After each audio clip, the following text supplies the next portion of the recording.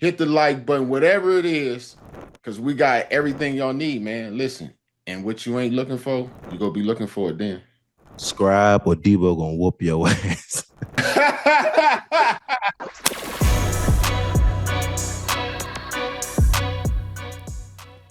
I guess Davante Adams,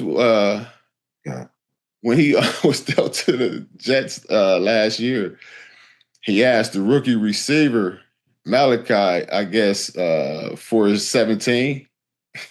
He offered him 17,000 in exchange for number 17. According to Davante, man, he told him he need $1 million. God, $1 million? Man, he said, "Hey, man, it's good to have you. Happy to have you on the squad, but I need $1 million. I'm gonna need $1 million. I'm gonna need a whole meal ticket for that one." He said, "But I'm gonna need $1 million." Who is that? Corley, Malachi Corley. Who is that? I don't know. I'm trying to think. I gotta look bro up, but I don't. For asking for $1 million is wild. That's out of control. Asking for $1 million is crazy. I had to pay when I was in the Browns when I first got there. They threw me in the craziest, stankiest number you could ever imagine. I was in number 40. And then I had to get that thing off to Peyton Hillis, and I bought number 23 for 20 bands. Ooh. As a rookie, I bought that joint for 20 bands. And then when I came to Pittsburgh, my man Mike Mitchell, shout out Mike Mitchell, I tried to buy 23 off Mike Mitchell. Right? What did he say? Oh, do you want to know? Oh, I got to. Oh, yeah. So first I tried to pop off. Boom. I got 20 bands for you, Mike. Not rocking. Laughed at that. Laughed at the 20. All right, bet. No question. I got 50 for you, Mike. Laughed at that. I got 75 for you, Mike. Laughed at that. Last thing, Mike, because he know he got to buy another number. We got Rob G there, 21. I say, Mike, I got 100 bands for you, Mike. He's like, I got my foundation and everything under my jersey, under 2-3. I said, oh man, well, I can't do nothing for you then.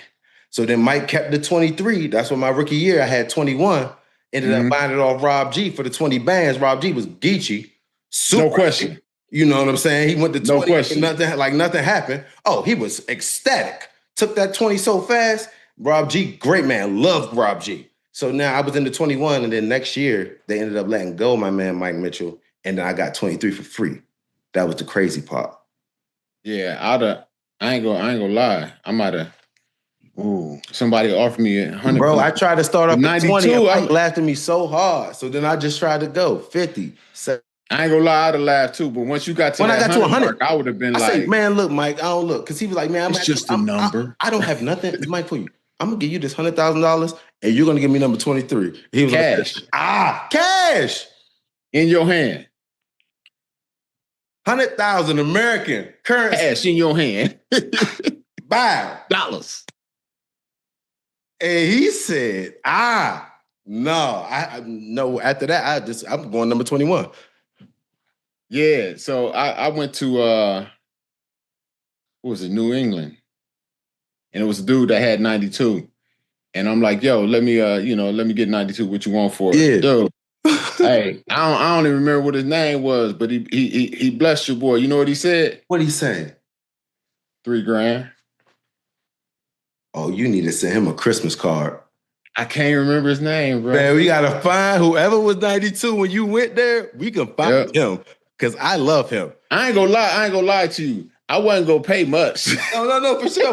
But he said right around the number, you was like this. Much. That 3 was cool though. That 3 bands, he was like this. Hey, he said it depends, dude. If it depended on I wasn't gonna be like, nah, man. What? I'm here for like 2 months, bro. You out here.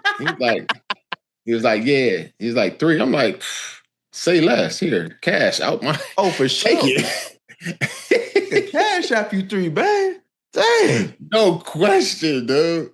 Yeah, but I ain't gonna lie. Yeah, he showed love. I thought he was gonna do something, something out of control. Oh my goodness, no, Deebo, I'm happy for your story. Yeah. Oh yes. I'm out 40 for 2 numbers. Well, here's the crazy thing. So when I unretired, I came back, and it was a guy that I believe he had 92, but he hadn't made like active or whatever it was. So they basically just got it from him. Oh, they just Because however it went, if he was actually active, I wouldn't have been able to switch into the number like when I came in. So because of the timing of the season when it started. So if he had actually got active and onto the field, he would have been holding on to the number. Yeah. Oh, that shit worked out perfectly. Oh yeah, dude, that worked out to no end, bro. Yeah. So my guy RC says that Tom Brady was not a generational talent at quarterback. This can't be right. Is this real? He said, I think John Elway was a generational talent. I think Patrick Mahomes is a generational talent. I don't think Tom Brady. I don't think Drew Brees. I don't think Peyton Manning are generational talents. I didn't hear this. He said this on TV? I didn't. That's what it's saying that was said. I don't. Huh? I think does he say I can see Drew Brees, but not Tom. Like, I think was he saying like does he have to see athleticism to be a generational? I don't know, man. I'm not gonna run with this one right here. To be honest with you, because I just absolutely do not understand the whole concept of it. I'm trying to look like he said, she said to me. Yeah, I'm trying to find out how it can only be athletically.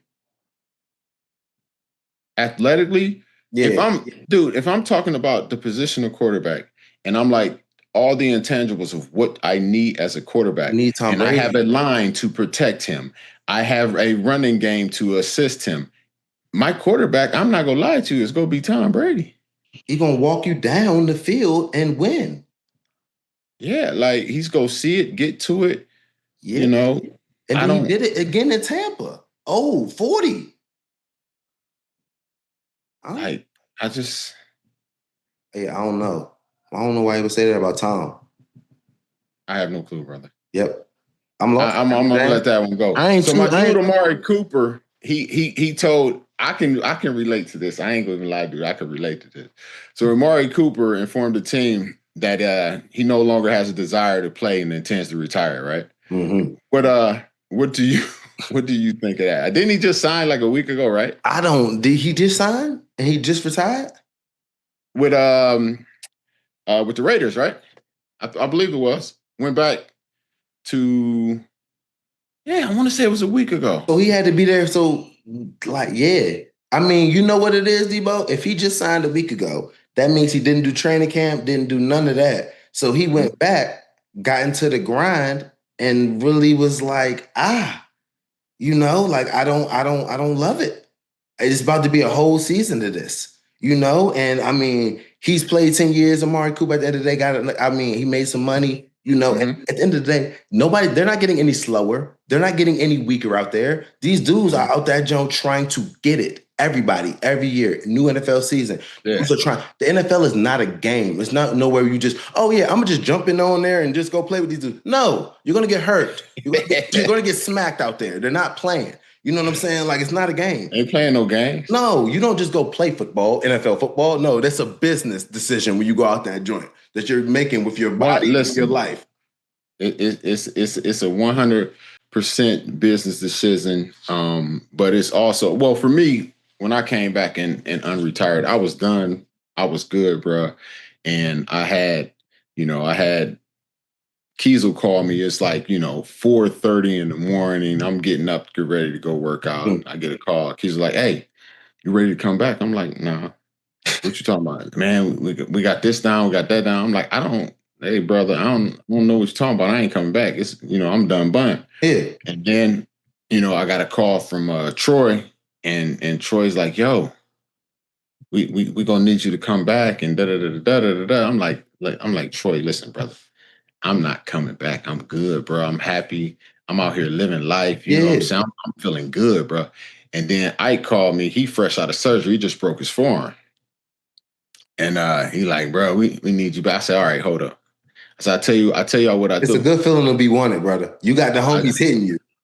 Well, I played so long with them, dude. That's my brothers. My That's what I'm kids call saying. them uncle. That's uncles. Them uncles. That's Uncle Troy. That's Uncle Keys. Yeah, Those are they're uncles. family. So I'm like, you know what? I don't want to feel like I'm letting my brothers down. I said, but if my kids say no, bruh, that's gonna be it. I'm not doing it. So I'm like, I'm gonna call my kids.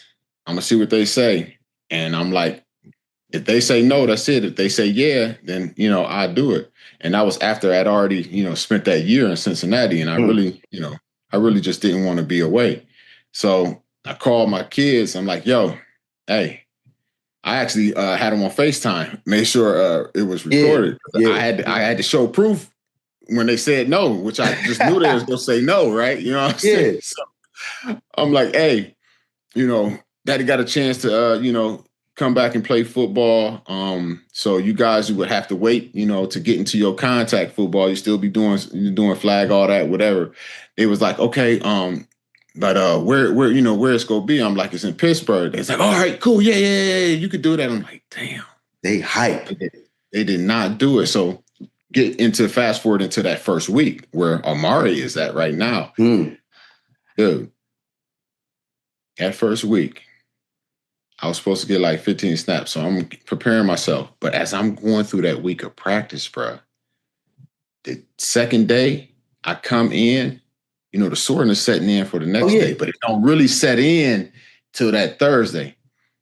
Dude, if it wasn't for the fact that my daddy told me you finish what you start, I was going to give them whatever they wanted to let me get up out of there. Like, my body was hurting so bad, dude. And I was only out of it for like an off season and like maybe the first 2-3 weeks of the season, dude. Bruh, you talking about taking anything I could to try and kill the pain, try and knock down the inflammation, the swelling, laying in, like I was cold plunging before cold plunging was cool, bro. I was to my neck up in that thing, bro. Like I'm sitting there, I'm sitting at my locker. And so we go through the week. We end up playing Tampa.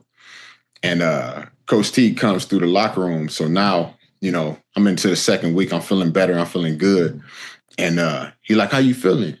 I'm like, oh, I'm good now. He said, yeah. He said, I was going to come over and talk to you on Thursday. He said, but it looked like you was making decisions in your head, and I didn't want to give you an opportunity to step out of this. It was all over your eyes. Yo, it was all over my face, man. I guess yeah.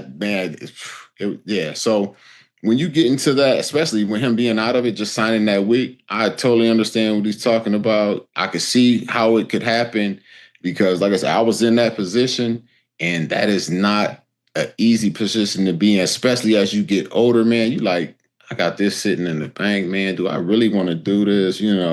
And for me, I continued because your body hardened back up to it, and then like he said, I fell back in love with the process, the game, and all that. Ended up signing a couple more years, and even when I went to New England, dude, I could have went back to New England, and Bill was like, I want to bring you back, but I want to wait till after the draft so that I don't tell you something that's not true. I'm gonna be able to tell you exactly what your role is going to be. So. I want to sign you after the draft. And that way, I won't tell you anything that's not true. We can go from there. I'm like, all right, cool. And the more I sat back, I'm like, dude, I just don't want to be away from home again. And it's just not something I want to do. And I was like, you know what? I got to retire because if he offers it to me, I know I'm going to take it because I love the game. I want to play the game. And I was like, yeah, I got to retire before that happens. Because once I started, I got to finish it. No, for sure. And man, that's good though, Deebo, that you can even do that. Your body, the way that you work out, the way that you maintain yourself though, it's a true testament. I ain't gonna lie. Because once I stopped and I retired, I stopped like the treatment just to taking care of my body to be able to stay elite. Like there's no off season when you're in the NFL. So when you stop for real and like stop working out, stop getting that massage and stop getting that treatment, then I did it for a year. And then once that happened, then my body was I was out the way. But I could tell you still lifting up the whole gym. So I could tell you still staying in shape, my brother. Yeah, I ain't lifting up the whole gym. I'm still taking care of my body though. I'm just not doing it, to the level that I was when I was playing. I'm not, I'm not seeing a chiropractor twice a week. I'm not seeing, my docs and, for IVs and all that stuff twice a week. I'm doing, acupuncture, dry needling every week, all that, I'm doing normal massage maybe once a week, some acupuncture, Okay. once a week, and I'll see my chiro, maybe. It depends on how I feel, to be honest with you. It may be every, month, every couple months. It just really depends on how I feel. How often are you working out, Deebo? That's what I need to know. 5 to 6 days a week. Well, 5 to 7 days a week. Okay. It just it just depends. Is there like actual weightlifting? Actual weightlifting though is only 5 days a week. I cut that down. It used to be 6, so I'm Monday through Friday with weights and cardio, whatever it may be, through the 6 day. I gotta get you in the gym with my dad. My dad was like, I would love to get in the gym with Deebo. He probably watches. Oh yeah. Shout out Pops with that one. Pops, Deebo, I'm definitely get y'all in the gym together, and I'm going to film the workout. It's going to be amazing.